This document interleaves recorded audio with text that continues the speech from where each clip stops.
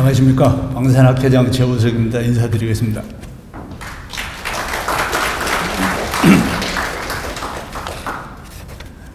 요즘 날씨가 상당히 무더운데 저희 학회 33주년을 축하해 주기 위해서 비가 내려가지고 아주 기분이 선선한 것 같습니다. 비가 올 때 오시는 분들은 좀 고생을 하셨겠지만 그럼에도 불구하고 이렇게 많이들 참가하셔서 또 축하도 해주시고 그래서 너무나 감사드리고 또 환영을 합니다. 저희 학회는 33년 전에 이제 창설이 됐는데 그 당시에 작년에 돌아가신 배경훈 원장님이 학회를 창설을 하셨습니다. 그래서 이런 행사를 하면은 힘드실 텐데도 불구하고 꼭 오셔서 좋은 말씀도 해주시고 그랬는데 금년 행사에 이렇게 같이 못 하시는 게 너무 안타깝기도 합니다. 그리고 또 오늘 제가 존경하는 우리 권영애 장관님께서 요즘도 왕성하게 활동하시느라고 애국 활동하시느라고 바쁘고 그러신데도 또 이렇게 우리 방산인들을 격려하고 성원해 주시기 위해서 오셨는데 일어서시기 불편하시더라도 제가 큰 박수를 한번 부탁하겠습니다.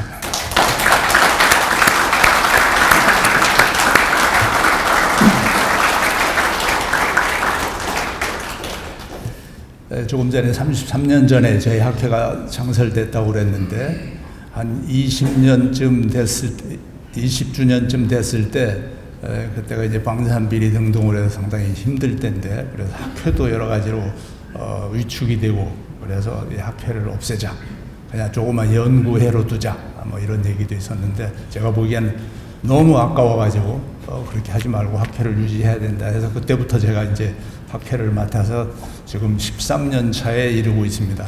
그러니까 아까도 누가 와가지고 이거 종신제입니까 하고 농담을 하고 그러던데 절대 그런 게 아니고 하다 보니 그렇게 됐습니다. 사실 돌이켜보면은 그 13년 중에 앞에 부분 10년 정도는 방산 비리로 매도되는 바람에 그걸 대응하고 싸우고 설득시키고 이해시키고 하느라고 참 고생도 많이 했습니다. 그럼에도 불구하고 제가 고집스럽게 추진해 온 게 바로 오늘 상을 드렸는데 자랑스러운 방산인상을 드리는 겁니다. 잘 모르는 사람들은 방산을 매도하더라도 이 방산 분야에서 아주 뭐 고생이 심하고 그럼에도 불구하고 묵묵히 일하시고 하는 그런 분들을 이렇게 발탁을 해서 상을 드리면 국민들이 생각할 때 좀 낫지 않겠는가 그런 생각이 들어서 그렇게 해온 게 벌써 이제 13년 차가 되고 있습니다. 그리고 최근 3년 전에는 대상 제도를 만들어서 좀 더 보강을 했는데 첫 번째 대상은 오원철 수석님께 드렸고 재작년에는 박정희 대통령님께 대상을 드렸고 작년에는 포항제철의 박태준 회장님께 드리고 금년에 이제 김우중 회장님께 드리게 됐습니다.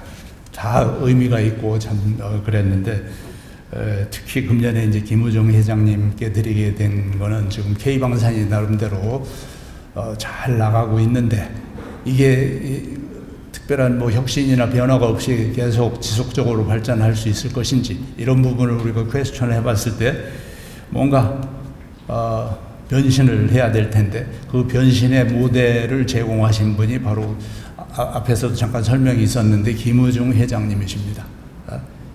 세계 경영.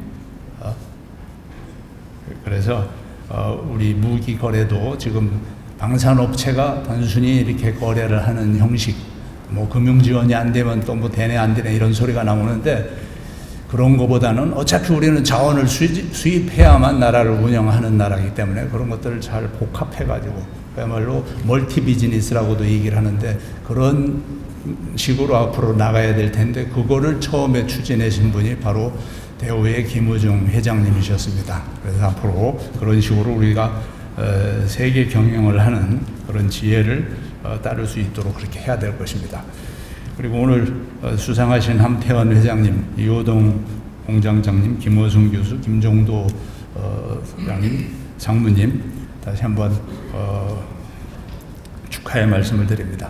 조금 전에도 이제 보고를 김호승 교수가 했는데 15년에 40년사를 발간을 했습니다. 그동안 많이 활용도 되고 했는데 그 후에 10년이 너무 많은 변화가 있어가지고 이 업데이트를 할 필요가 있어서 이번에 사실 아주 여러 가지 어려운 여건 속에서도 방위산 50년사를 집필하게 됐는데 그 원인 중에 하나가 K방산이 이렇게 잘 나가니까 외국 뭐 특히 이제 우리보다 한 2% 정도 못 사는 나라 이런 나라들은 어떻게 한국이 방산을 이렇게 일으켰는지 궁금하다. 그거 좀 뭐 어떻게 자료라도 있으면 달라. 라는데 따지고 보니까 사실 마땅히 줄 자료가 없고 한글로 돼 있는 40년사를 줘봐야 그렇고 그래서 이번에 50년사를 발간하기로 결심을 하고 바쁜데도 불구하고 전문가들이 성심성의껏 참여해서 오늘 드디어 이제 출판을 하게 됐는데 예산도 없고 하다 보니까 여러 가지 애로사항들이 많았습니다. 그래서 앞으로 많이 주문을 해서 많이 활용이 됐으면 좋겠고 그리고 아까 보고 드린 대로 영문본은 이번에 워낙 시간이 촉박해가지고 못 만들었는데 내년 3월 총회를 할 때 반드시 만들어가지고 출판을 해서 이 스토리가 필요로 하는 나라들이 그걸 보고 배우고 할 수 있도록 그렇게 하겠습니다. 마지막으로 한 가지만 광고하고 들어가겠습니다. 9월 25일부터 28일까지 킨텍스에서 대한민국 방위산업 전시회 DX 코리아 2024를 개최하게 되었는데 우째우째 하다 보니까 팔자에 없는 대회장을 제가 맡게 되었습니다.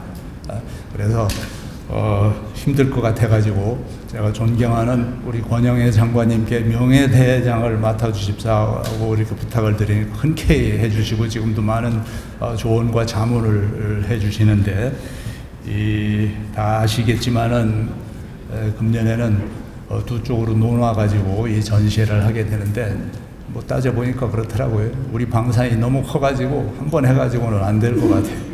그래서 두 번에 걸쳐서 이렇게 하는데 우리 일산에서 킨텍스에서 하는 DX 코리아는 좀 특화시켜가지고 요즘 첨단으로 나가는 국방 AI라든지 또는 뭐 드론, 대드론 또 사이버 시큐리티 뭐 신소재들 그래핀이라든지 에어로젤 그게 더 발전된 우리나라에서만 지금 최초로 발전된 뭐 세라잔이라든지 이런 신소재들까지 포함해서 앞으로 우리 군이 나가야 될 그런 부분을 제시하는 쪽으로 이렇게 할 예정이기 때문에 많이 성원해 주시고 와서 참여도 해 주시기를 이 자리를 빌어서 부탁을 드립니다.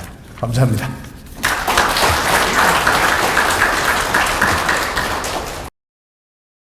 뭐 하도 자꾸 일어나서 박수 받으라고 그래서 여러 번 받았기 때문에 다시 새삼스럽게 인사를 드리기가 조금 쑥스럽습니다만은 아까 들어오면서부터 여기 오신 분들을 이렇게 쭉 보고 특히 이번에 한국 방산에 관한 50년사를 이렇게 발간하게 된 것, 또 방산을 위한 기여했었던 고인들을 위해서 이렇게 상을 준다는 것, 이 자체가 굉장히 중요하다 이렇게 생각을 하고 이 모든 것들에 대한 진심으로 참여하신 분들의 노고와 또 상을 받으신 회사, 개인들에게 진심으로 축하를 드립니다. 한 세대를 놓고 봤을 때 대부분 30년을 주기로 한다고 합니다. 물론 인간의 수명과는 관계없이 대부분 활동할 수 있는 그 전성기를 기준으로 했을 때 이제 30년 단위로 평가를 합니다. 그럼 지금 50년이면은 이제 두 번째 세대의 거의 마지막 단계에 가 있습니다. 우리나라 방산이. 여러분들은 아마 이런 생각을 할 거예요. 전 나이 많은 사람들 요새 마이크 잡으니까 계속 잡고 그냥 옛날에 이랬던데 하는 거 또 저 얘기를 들어야 하느냐 이런 생각을 가질 텐데 저도 그런 것들을 잘 알기 때문에 길게 가지는 않겠습니다. 그러니까 마음 놓으시고 우선 방산이라고 하는 것은 대단히 우리나라의 방산에 지금 K방산 그러지만 굉장히 역설적입니다. 6.25 전쟁이라고 하는 것을 통해서 우리나라에 이와 같은 안보의 위기가 왔고, 이제 한국 전쟁이 끝난 다음에 전 세계는 탈냉전으로 가지 않았냐 함에도 불구하고 우리나라는 아직도 전쟁 상태에 있다. 이렇게 봤을 때 다른 나라들은 모두 탈냉전으로 해서 다 방산에 대한 투자라든가 시설 같은 것들을 거의 이제 다른 경제 개발로 갔는데, 우리는 어쩔 수 없이 현실적인 적과 대처하다 보니까 꾸준히 발전해 온 것이 오늘날에 이제 우크라이나 등등 새로운 이제 냉전이 시작되는 이 마당에 우리는 이것이 역설적으로 빛을 보게 된 것이 K방산의 운명입니다. 참 굉장히 역설적이죠. 이런 과정에서 제가 개인적으로 이 방산과 관련해서 참 초급장교 때부터 느꼈던 경험을 잠깐 말씀을 드리겠습니다. 1959년에 제가 임관을 해서 최전방 비무장지대에 DFG 소대장으로 갔어요. 그때 가니까 철책선도 없었습니다. 그냥 가운데 이 군사분계선 표지 하나만 있고, 그러고서는 비가 와서 물이 있으면은 저쪽 건너편에도 우리가 가서 순찰하고 저놈들도 우리 지역에 와서 순찰하고 하는 그런 상태였습니다. 그리고 그때 북한에서의 대남방송은 짱짱 울리면서 하는데, 그때 대남방송에 대한 내용을 저는 아직도 잊을 수가 없습니다. 북한에서 나오는 방송 소리는 국방 군 여러분들이 지금 가지고 있는 그 소총은 미제가 준 그 소총을 가지고 종족의 가슴을 겨누고 있지 않습니까? 그 총불을 빨리 뒤로 돌려서 미제를 향해서 쏴라. 이 얘기였습니다. 그게 사실이었거든요. 이 얘기를 들었을 때 그때 젊은 청년의 이 가슴이 어떻게 됐습니까? 야, 우리는 언제나 저 소리를 듣지 않아야 되느냐 하는 것이 그때 맺힌 합의였습니다.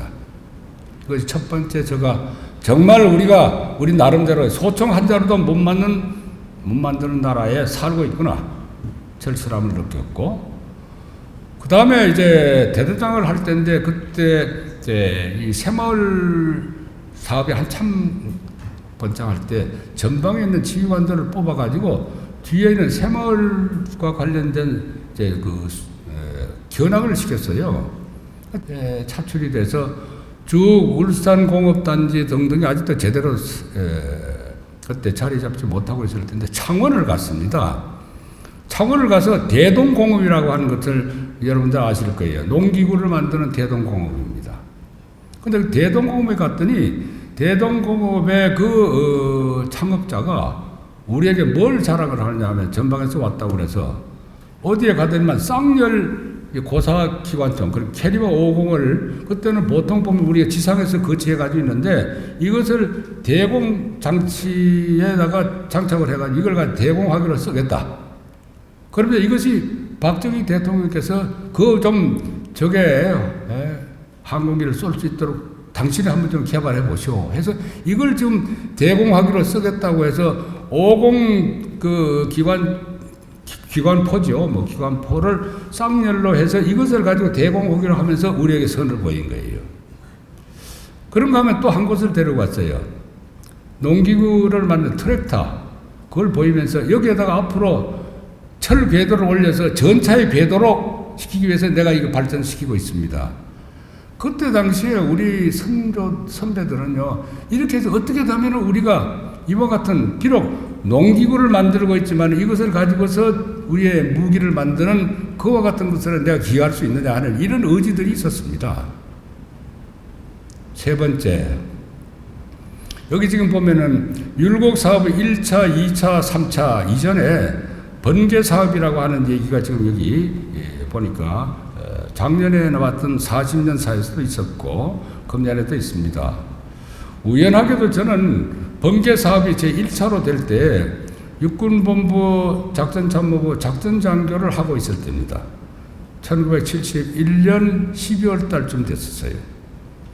이것이 이제 번개 사업의 제 1차가 된 것이 1971년 11월 달에 박정희 대통령께서 무조건 만들어 해서 나왔던 것이 번개 사업의 시초인데, 그때 12월 달에 갑작스럽게 육군본부에 예고도 없이 1시간 정도 앞두고 박 대통령께서 방문하신다. 나단이 났죠. 점심때 왔는데 모두 장군들이 점심도 못 먹고 맞이할 준비를 하고 있었는데 박정희 대통령께서 나타나셨어요. 뭐 연락이 갔는지 육해공군 총장님들하고 그때 키가 큰 서동철 장관께서 그때 청와대 안보 특보를 하고 계실 텐데 그분들까지 다 오셨습니다. 박정희 대통령께서 그때 오셔가지고 무려 3시간 반 동안을 담배를 2갑 반을 피우시면서 육군본부 TOC 안에서 강조를 하신 것을 기억을 합니다.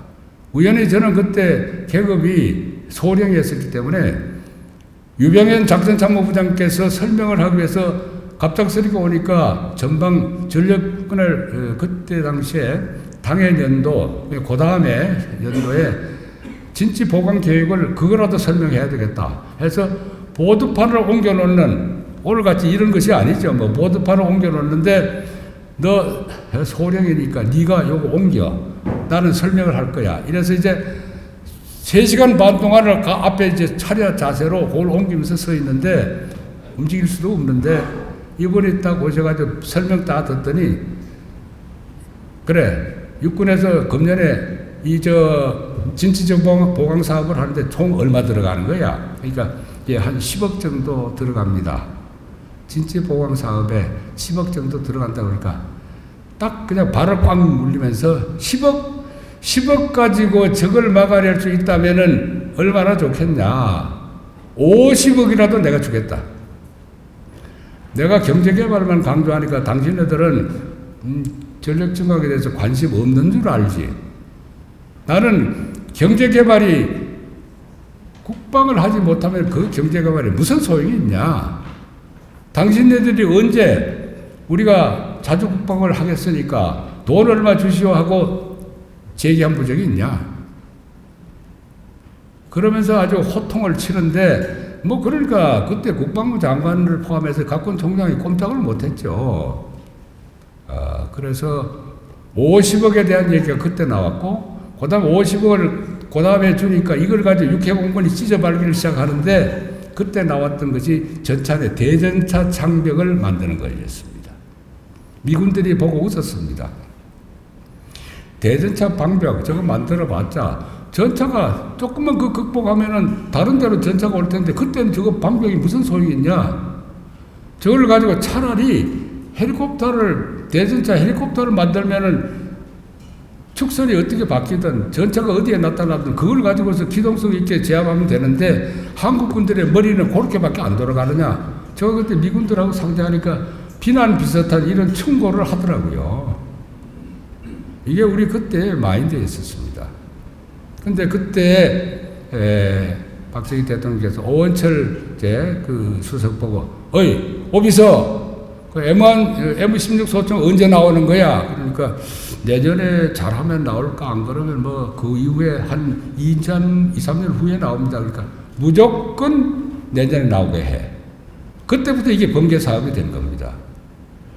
그래서 M16 소총, 그 다음에 3.5인치, 그 다음에 60mm 등등이 번개 사업 제1차에 지목되어 있던 것이 그거였었어요. 40일 만에 그걸 만들어냈다는 얘기가 바로 그겁니다. 근데 저는 이제 이와 같은 때를 알고, 정말 한국과의 지도자가 저렇게 힘들구나.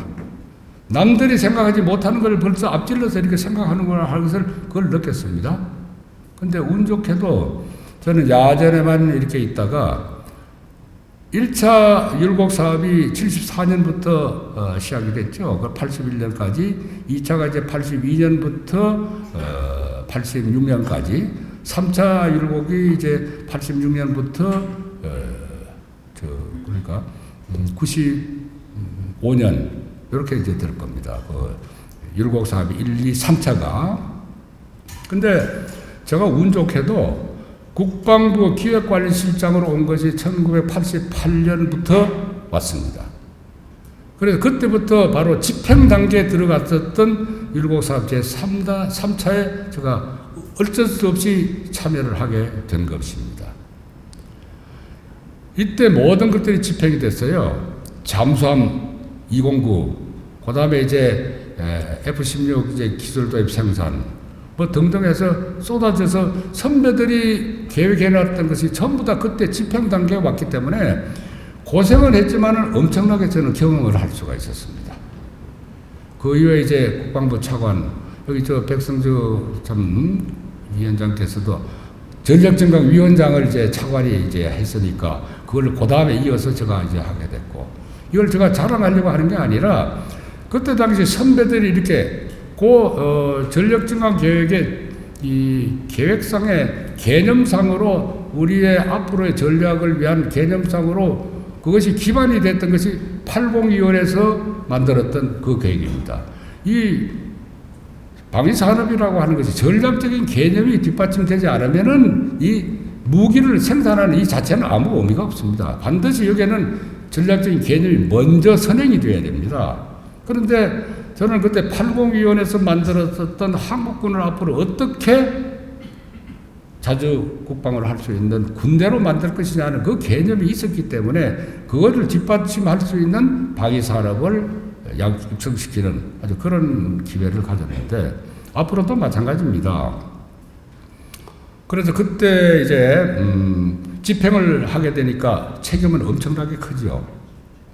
가능하면 국회에서는 국방위원회에서는 돈 적게 들어가는 걸 택하라고 합니다. 방위산업에 참여하는 그때 외국에서 무기 도입을 하니까 이 전부 다 업자들은 자기네들 것만 택하게 하기 위해서는 가격을 가지고 로비를 하기 시작하는 거예요. 국방부에서 좀 좋은 걸 택해놓으면 그 왜 비싼 거 가져왔느냐 이렇게 되는 거죠. 그때 우리의 개념은 이거였습니다. 비싸더라도 기술 도입을 왕창 받아서 언젠가는 우리가 자체적으로 생산할 수 있는 능력을 갖자. 한정된 국박의 수요를 채우고 난 다음에 이 수많은 방위산업에 관련된 업체들이 먹고 살기 위해서는 수출을 하지 않으면은 그건 아무 유지를 할 수가 없다. 그래서 요걸 먹더라도 기술 도입을 왕창 받아서 했던 것이 오늘날에 이 방산의 K방산을 이룩하는데 우리가 독자적으로 무기 체계를 갖는데 도움이 됐다면 저는 봤을 때 그때 고생했던 많은 분들이 있었습니다. 그분들의 공이 아닌가 이렇게 생각을 합니다. 마지막으로 여러분들에게 말씀드리고 싶은 것은 이 방산이라고 하는 것은 단순한 무기의 거래가 아닙니다. 안보 전략의 공유입니다. 그때 당시에 다른 나라에서는 무기가 좋은 것들이 있어서 우리들에게 팔려고 하는데 우리가 어떻게 공산제인의 무기를 살 수가 있습니까? 지금까지 역사적으로 그 나라와는 어떤 관계가 있었고 지금은 어떤 관계고 앞으로는 그 나라가 위기 때 우리와 어떤 적일 것이냐 아니면은 우군일 것이냐 이 전략 개념을 공유하는 것을 전제로 하고 무기를 사고 팔고 해야 되는데 요사이 가만 보면은 무조건 사겠다는 사람들에게 그런 고려 없이 혹시 팔지는 않나 이것이 걱정이 됩니다. 그래서 우리는 폴란드라든가 이쪽에서 우크라이나 뭐 이런 데서 많은 한국 방산과 한국 무기를 살려고 줄을 섰고 특히 금년에 이제 뭐 계룡대에서도 우리가 방위산업절이 이루어지고 또 아까 우리 최우석 장관께서 얘기했듯이 킨텍스에도 이루어지는데 그때 많은 사람들이 와서 살려고 할 때 업체들은 무조건 파는 것만 생각하는지도 몰라요. 그러나 국방부에서는 과연 이 무기가 가서 나중에 적의 수중에서 다시 돌아올 수 있다, 없다 하는 이걸 판단해야 됩니다. 우리는 과거에 그와 같은 실패를 MD-500에서부터 한번 겪었습니다. 우리가 그걸 채택했는데 북한이 87대나 갖고 갔었던 예가 한 번 있습니다. 절대 이런 것들은 정책을 결정하고 또 이와 같은 방산 무기를 무조건 파는 데 대해서만 외화 획득이 난 몇 조 이렇게 하는 것 정말 걱정스럽습니다. 이런 면에서도 오늘 여기 있는 여러분들을 보니까 세대의 이제 변화를 많이 느낍니다.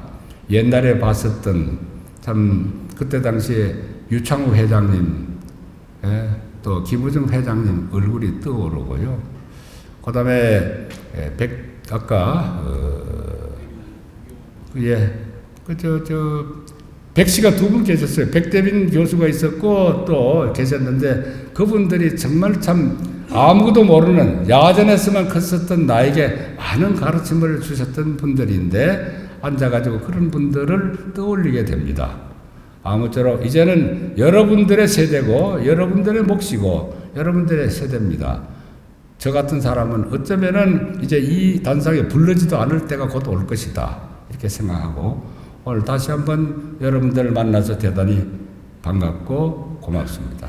안녕히 모두 돌아가시고 특히 9월 25일부터 나오는 저 최우석 장군이 지금 판을 벌려놓고 고민을 하고 있는데 우리는 굳이 그것을 차별화를 하자. 저쪽에는 하드웨어 쪽으로 간다면 우리는 소프트웨어 쪽으로 가자. 그리고 알차게 우리는 그 소재 내지는 소프트웨어 쪽으로 가는 그와 같은 것을 차별화를 시켜서 진실로 거기서 서로가 대화가 되고 토론이 되는 그런 장에 우리가 킨텍스에서 우리가 부여된 기간 동안 알차게 전시를 한번 갖자. 이렇게 저는 또 얘기를 하고 있습니다. 고맙습니다. 안녕히들. 예, 전쟁기념사업회 회장을 맡고 있는 백승주입니다. 존경하는 권영애 장관님 말씀을 들으면서 저 축사 시간을 빼고 좀 더 말씀을 들었으면 좋을 것 같은 이런 느낌이 있습니다. 정말 강건한 모습에 우리 박수 한번 더 보내주시죠. 제가 드릴 말씀이 별로 없을 것 같습니다. 오늘 행사는 두 가지 성격이 있는데 자랑스러운 방산 인상과 출판 기념회가 있는데 수상하신 분 특히 김우중 회장님께 우리 정말 다시 한번 하늘에서 이 소리 듣도록 박수 한번 보내십시다. 수상하신 분들 축하드립니다. 그리고 또 책 만드느라고 고생한 분들 정말 수고 많으셨습니다. 제가 축사드리고 다 했습니다. 축하드리고 감사드리고 기라성 같은 선배님인데 축하의 말씀을 드릴 수 있는 기회를 받은 것 자체가 제가 좀 부탁할 일이 있어 왔거든요. 그래서 축사를 수락했는데 그 말씀을 전하려고 합니다. 책을 제가 좀 그래도 만들어 보기도 하고 책을 많이 만드는 참여도 해보기도 했는데 책을 만드는 분들이 고민이 있습니다. 책을 만들기 정말 힘들거든요. 책을 만들면 이 책을 만들려면 누가 볼까? 또 많이 보게 해야 될 텐데 특히 이 공익적 가치가 있는 책은 잘 사보질 않습니다. 도서관에서 간혹 사놓고 하는데 제가 이번 달 신동아의 방위산업에 대한 글을 썼습니다. 제가 4년째 신동아의 백승주 칼럼이라는 난으로 이제 안보와 관련된 글을 기고하는데 이번 달에는 한국방산, K방산 MR로 진격 역사가 축하할 일이다 이런 제목을 썼습니다. 우리 동력선의 역사가요 1976년이 아니고 1876년에 운양어라는 일본 배한테 조선 조정이 무릎을 꿇었습니다. 그 배 크기가 얼마쯤 되는지 아세요? 242톤밖에 안 됩니다. 그 조그만 동력선에 강화도에 왔을 때 우리 조정이 무릎을 꿇었습니다. 그래서 강화도 조약이 맺어진 거죠. 그 위에 고종이 배를 하나 갖고 싶어서 노력을 해서 그 당시 국가 조선 대한제국 예산 국방 예산 26.6%를 써서 배가 어디서 만든지 어디 파는지도 모르는 그 배를 사서 이름을 양무호라 붙였는데 일본 미쓰이 상사에 사기당했습니다. 하물산에 대포 몇 개 걸어놓고 군함이라고 우리한테 팔았어요. 그 배를 또 일본이 러일 전쟁에 뺏어가고 간첩선 쓰다가 또 뺏어가고 또 상각에 도로 사가서 화물선을 쓰다가 1916년에 제주 앞바다에 침몰했습니다. 1912년 김일성이 태어난 날에 미국에는 영국에는 타이타닉에 3,500명의 관광객을 태운 유람선이 떠다니고 있습니다. 우리가 얼마나 역사적으로 뒤처진 나라였습니까? 제가 2013년에 차관을한테 큰 일을 맡았었는데 2012년에 오늘 대우조선 요즘 대우조선에서 영국 군함 지원선 4척을 수주를 했습니다.